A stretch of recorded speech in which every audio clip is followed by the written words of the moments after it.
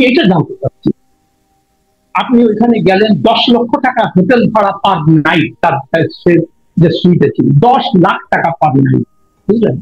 37 জনের, এটা ওনার একার ভাড়ায় 10 লাখ টাকা, একার জন্য 10 লাখ টাকা পার নাইট। আচ্ছা, যাই হোক, তাহলে আপনি যে এই টাকাগুলা, এই যে এখন তো মনে হচ্ছে যে আমার কেন্দ্রই পারবার না, হাসিনা তো মনে করতে এটা তার বাপের সম্পদ, যা ইচ্ছা তাই করছে।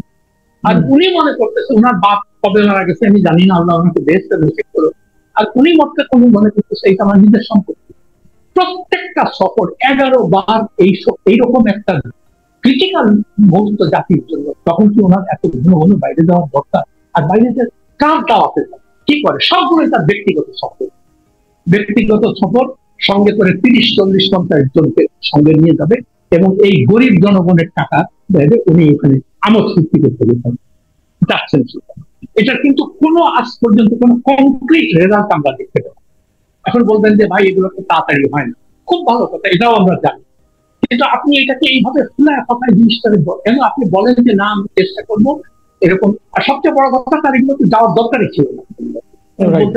এখন আমি একটা সরকারের প্রধান হিসেবে দায়িত্ব পালন করতেছি, আমাদের একটা অত্যন্ত নাজুক পরিস্থিতিতে মানে আমাদের চলতে হচ্ছে, এই জন্য আমাদের সার্বক্ষণিক উপস্থিতি দরকার। আমরা এখন বাইরে যেতে পারবো না। আপনি তো সারা জীবন ঘোরাঘুরি করছেন, এখন কয়েক মাস গেলেন না। আচ্ছা, তারপরে আরেকটা কথা প্রায় বলেন, ইউনূস সাহেব না থাকলে নাকি ভারত দেশ দখল করে দেবে। তারপরে মানে অদ্ভুত সমস্ত কথাবার্তা, মানে এগুলা শিক্ষিত লোকজনে বলতেছে, শিক্ষিত লোকজন, যে মানে ইউনূস সাহেব না থাকলে ভারত দেশ দখল করে, মানে এদের সাথে কি কথা বলবেন? আচ্ছা, হ্যাঁ, আমরা এবার অন্য প্রসঙ্গটাতে আসি। সেটা হলো যে এটা তো প্রথম একটা প্রসঙ্গে গেল, দ্বিতীয় প্রসঙ্গটা হলো যে অনেকে এমন বলে থাকেন যে এই সফরটা আসলে ছিল তারেক রহমানের সঙ্গে দেখা করার ব্যাপারটা নিয়ে, কারণ বিএনপির সঙ্গে সরকার বর্তমানে একদম মুখোমুখি অবস্থানে আছে নির্বাচনের তারিখ নিয়ে, এপ্রিলে নাকি ডিসেম্বরে এই ধরনের একটা বিরোধ, এই বিরোধ নিরসনের জন্যই উনি মূলত ওখানে গিয়েছেন এবং সেই কাজটা উনি সাফল্যজনকভাবে শেষ করতে পেরেছেন। কিন্তু আমরা দেখলাম যে এমন একটা মিটিং হলো, মিটিং এর পরে যে যৌথ ঘোষণা যখন আসলো তখন দেখলাম যে এখানে ডক্টর খলিল ছিলেন এবং আমির খসরু মাহমুদ চৌধুরী ছিলেন, দুজন শীর্ষ, মানে আমির খসরু মাহমুদ চৌধুরী বিএনপির শীর্ষ নেতা। আমি দুজনকেই বলতে শুনলাম তারা দুজনেই নাকি সন্তুষ্ট, কারণ তারা দুজন সন্তুষ্ট জনগণের হিসাবে। জনগণ হিসাবে আপনি কি সন্তুষ্ট? আপনি মিটিংটাকে কিভাবে মূল্যায়ন করছেন? আচ্ছা, দেখেন, আমি সাংবাদিকতার জীবনে প্রথম একটা জিনিস শিখেছিলাম, আমার নিউ ইয়র্ক টাইমসের যে বস ছিল স্টিভ ওয়াইজম্যান, সে আমাকে এই শিক্ষাটা দিয়েছিল। তো প্রথম আমি বললাম, স্টিভ, ভালো সাংবাদিকতা তুমি কি করতে, মানে প্রথম লেসন কি? ইংরেজিতে বললো, you have to be an incorrigible sceptic, মানে কোনো কথা তুমি বিশ্বাস করবে না, বিশেষ করে গভর্নমেন্টের থেকে যখন কোনো স্টেটমেন্ট হয়, ইউ নেভার ট্রাস্ট দেম।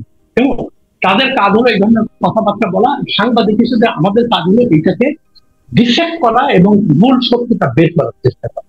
এই জন্য যখন আমি দেখলাম যে চতুর্দিকে উচ্ছ্বাস, ইলেকশন আগে আসতেছে, তারপরে সবকিছু ঠিক হয়ে গেছে, আমার কিন্তু এরকম কোনো কিছুই মনে হচ্ছে না। এটা আমার ট্রেনিং, মানে এটা আমার কিছু করার নেই। কেমন আমি সন্দেহবাদী, মানে এইসব ব্যাপার বিশেষ করে গভর্নমেন্ট থেকে।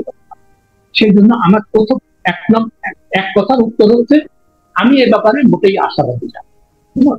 আমার অন্তত আমি, আর আমার ধারণা ইলেকশন হবে না, এটা হচ্ছে আমার ধারণা। এখন মানে এত কিছুর পরেও আপনার ধারণা ইলেকশন হবে না? হ্যাঁ হ্যাঁ, তার কারণ আপনি যখন তাদের কার্যকলাপ গুলো যখন দেখেন, যখনই ইলেকশনের কোনো কথাবার্তা খুব ইয়ে হয়, তখন তারা বিভিন্ন ইস্যুতে অন্যদিকে জিনিসগুলোকে ঘুরাই নিয়ে যায়। তখন ওই যে মানবিক করিডোর, চট্টগ্রাম বন্দর, তারপরে অমুক জায়গা থেকে আমাদের ইয়ে আসতেছে, এই মানে নানান অবাস্তব সমস্ত কথাবার্তা গুলো তখন বলতে থাকে। এটা নিয়ে একটা বিতর্ক সৃষ্টি হয়, ইলেকশনের জিনিসটা ঢাকা পড়ে যায়। জি, আমার ধারণা এরকম একটা সিচুয়েশন হয়, আমি আই মে বি টোটালি রং, এবং আমার আশা যে আমি ভুল প্রমাণিত হই, যে আবার এরকম একটা কোনো ইস্যু তারা সামনে নিয়ে আসবে, বলবে যে, এবং অলরেডি তারা দেখেন দুটো শব্দ বলছে, যদি যদি সংস্কার মানে কি বলে মন মতো হয় এবং বিচার কাজ ঠিক মতো হয়, যদি তখন তখন আশা করি যে ফেব্রুয়ারির মানে রোজার সপ্তাহ আগে ইলেকশনটা দেওয়া যেতে পারে। এই যদি আর কিন্তু কথা বুঝেছেন, এগুলো একটু খেয়াল রাখবেন। আচ্ছা যাই হোক, তবু আমরা আশাবাদী মানুষ, আমরা আশা তো করতেই পারি। আচ্ছা আমার ব্যক্তিগত অভিমত হলো যে আপনি ইলেকশনটা দিলেন, ইলেকশন হলো, এখন যা বুঝতে পারছি ইলেকশন দিয়ে বিএনপি ক্ষমতায় আছে, তাতে দেশের কি হলো? মানে আমরা তো বিএনপির শাসন দেখছি, জাতীয় পার্টির এরশাদের শাসন দেখছি, হাসিনার শাসন দেখছি, এখন ইউনূসের শাসন, কেমন? তো সাধারণ মানুষের তো কোনো কিছু হচ্ছে না। ইউনূস সাহেব মানে তাকে তো কোনো ব্রিটিশ গণমাধ্যম কোনো কভারেজ দেয় নাই, খালি গার্ডিয়ানে একটা ইন্টারভিউ তিনি দিচ্ছেন। তো সেখানে তিনি বলছেন যে ওই যে মানুষ সরকারকে পছন্দ করে না, সব জায়গায় দুর্নীতি, গ্রাম থেকে শুরু করে সরকারের উপর মানুষের কোনো আস্থা নাই। তো এই জন্য আগে হাসিনাকে তারা ক্রিটিসাইজ করতো, এখন আমাকে ক্রিটিসাইজ করে, এটা বলেছে গার্ডিয়ান, আমি পড়লাম। কেমন?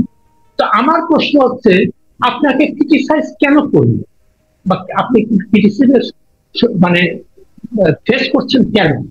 কারণ দেশের সাধারণ জনগণ, যেমন আমি বা আপনি, আমরা তো ইউনূস সাহেবকে প্রচন্ড ভাবে সমর্থন দিচ্ছিলাম, আমরা তার প্রতি এরকম আস্থা হারাই ফেললাম কেন? আমি অন্য মানুষের কথা বলতাম, আমি দেখতে পাচ্ছি যে আপনি একের পর এক বেআইনি কাজ করছেন, একের পর এক নিজের এক্সিকিউটিভ অর্ডারে নিজের মামলা তুলে নিচ্ছেন, কর্মভোগ করাচ্ছেন, গ্রামীণ ব্যাংকের গ্রামের যত অঙ্গ করে তাদেরকে সুযোগ সুবিধা দিচ্ছেন, কথায় কথায় বিদেশ চলে যাচ্ছেন, দেশের ট্যাক্স পেয়ে টাকা, এগুলা কি? তো এইগুলা যখন আমরা বলবো মানে স্বাভাবিকভাবে ক্রিটিসিজম হবে। তো উনি, আমার প্রশ্ন হচ্ছে এটা যে আপনি কি জানেন না যে আপনাকে মানুষ কেন ক্রিটিসাইজ করছে? এখন তার মধ্যে, আপনার মধ্যে আর হাসিনার মধ্যে বা তারেক রহমান বা খালেদা জিয়ার মধ্যে তারা কোনো পার্থক্য নেই। তাদের সময় তারাও বিদেশে যাইতো, এরকম ঘন ঘন ডক্টরেট আনতে যাইতো, তারপর এইটা করতো, এগুলোই করতো। তো আপনার সবচেয়ে যে কাজটা করা উচিত ছিল যে সংস্কারের দিকে মন দেওয়া, মূল সংস্কার, বিচার ব্যবস্থা সংস্কার করবো। আমি আগেও আপনার একটা অনুষ্ঠানে বলেছি, বিচার ব্যবস্থা, তারপরে নির্বাচন ব্যবস্থা সংস্কারটা প্রথমেই করতে হবে যে যারা নির্বাচিত হয়ে আসবেন তাদের অ্যাসেট ডিক্লেয়ার করতে হবে নির্বাচনের আগে, এবং প্রত্যেক বছর তাদের অ্যাসেট পাবলিকলি ডিক্লেয়ার করতে হবে। এখন উনি নিজেই করেন না, নিজের জাতির কাছে ওয়াদা করে সেই ওয়াদা আজ পর্যন্ত সেটা করলেন। ফলে আমি তো কোনো আশা দেখতে পাচ্ছি না। তারপরে 2 নম্বর, আইন মানে আইন প্রণেতা, মানে এমপি যারা হয়ে আসবেন তাদের আইন প্রণয়ন ছাড়া অন্য কোনো ক্ষমতা থাকবে না।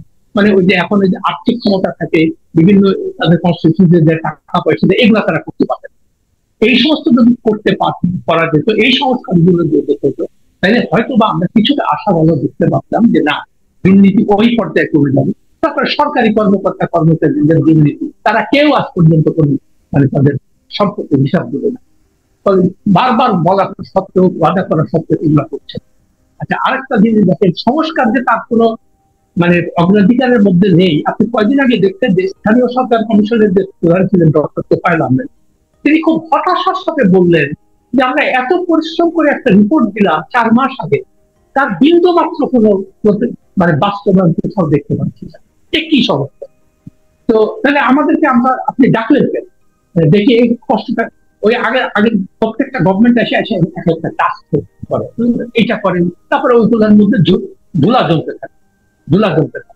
তারপরে অন্য সরকার আসে, ওইটাতে ধুলা ঝাড়িয়া বলে আচ্ছা ঠিক আছে, আবার কিছু লোকের এর মধ্যে মানে খাওয়া দাওয়ার ব্যবস্থা হয়, 2 পয়সা কামানোর ব্যবস্থা, মানে এর থেকে মানে কি একটা অদ্ভুত ব্যাপার। আর আপনি যে বারবার বলছেন লন্ডন সফর বিশাল, সেখানে কোনো নর্মালি এরকম পাইলটার কোনো ভিজিট হইলে একটা তো জয়েন্ট স্টেটমেন্ট হয় স্যার এবং স্যার। আপনি আজ পর্যন্ত দেখছেন কোথাও মানে গত 4-5 দিন? না, ওটা হয়নি। আচ্ছা, আমরা বরং ওই আপনার সঙ্গে রাজনৈতিক প্রসঙ্গটা আরেকবার আসি, যে বিএনপি সবাই কিন্তু খুব হ্যাপি। এটা কেন, তারা কিসের উপর ভিত্তি করে হ্যাপি হচ্ছে? আপনি যেভাবে বললেন, আপনার তো এখনো সন্দেহ আছে। আমি সেটা তো আমার ব্যক্তিগত অভিমত। বিএনপি কিসের জন্য এত নাকানাকি শুরু করেছে আইডল। তারপরে আরেকটা দেখেন কিরকম, মানে দেখেন সে খলিলুর রহমানকে নিয়ে গেছে ওখানে, এখন সেখানে মূল তাকে ফোকাস করা হচ্ছে যে ওই তারেক রহমানের সাথে বৈঠক হলো, সে ছিল একটা মূল মানে পার্টিসিপেন্ট সরকারের।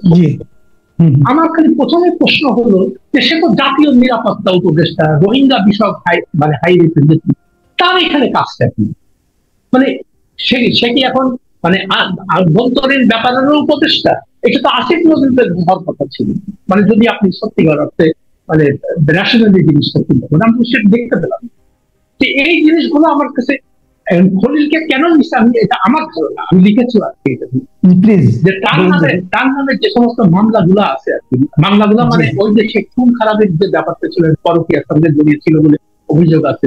তারপরে পত্র পত্রিকায় সেই সময় রিপোর্ট হয়েছিল এক মহিলাকে সে নিউ ইয়র্ক নিয়ে যেতে চাইছিল, যার সাথে ইয়ে ছিল, ওই লতিফুর রহমানের অফিসে কাজ করতেন, তার সঙ্গে তার সম্পর্ক হয়।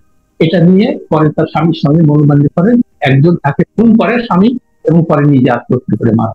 কেমন এখন, এবং সেই রাত্রে খলিল দেশ থেকে চলে যায়, পালিয়ে যায়।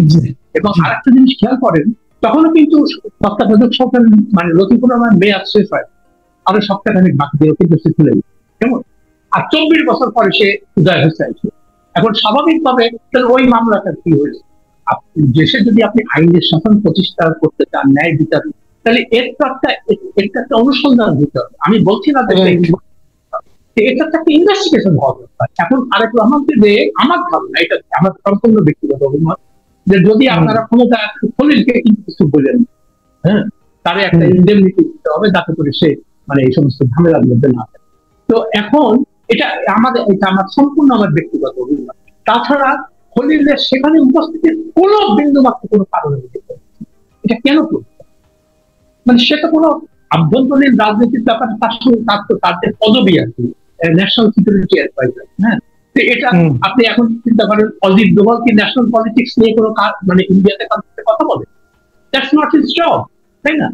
তো যাই হোক, আপনি যারে খুশি যেমন মানে একটা মানে কি বলবো, এটা মানে হিরক রাজার দেশ আছে, বুঝলেন, যা খুশি যেমনি পারে, এটা কোথায় যাবে, কেমনি কি করবো, আমার তো মাথায় আসছে। আর এখন আমরা যখন আমরা এই সমালোচনা করতেছি, কিছু কিছু তথাকথিত শিক্ষিত লোক বলতেছে যে আমরা দেশের মঙ্গল চাই। আরে ভাই, আমাদের পার্সোনাল কি গেম করা আছে? দেশের আমরা মঙ্গল চাবো না কেন? দেশের মঙ্গল না পেলে কি আমি আমেরিকার চাকরি বাকরি ছেড়ে আমি দেশে ফিরে আসতাম? আমি তো ওইখানে ভালোভাবে থাকতে পারতাম। আমাদের যদি কোনো ব্যক্তির স্বার্থ থাকে, তো আমি তো আমেরিকা ছেড়ে এখানে আসবো। এখানে এসে তো আমি সরকারের কোনো কিছু মধ্যে জড়িত না, আমি কিভাবে বেনিফিটে দিচ্ছি? একজন লিখেছে আমি নাকি আগের সরকারের আমলে বেনিফিটে দিচ্ছি। ভাই, আমি তো, আপনি তো জানেন হাসিনা সম্পর্কে কি লিখছি না লিখছি। আমাকে 3টা সরকার থেকে কি যন্ত্রণা দিচ্ছে, এরশাদ, খালেদা জিয়া এবং হাসিনা।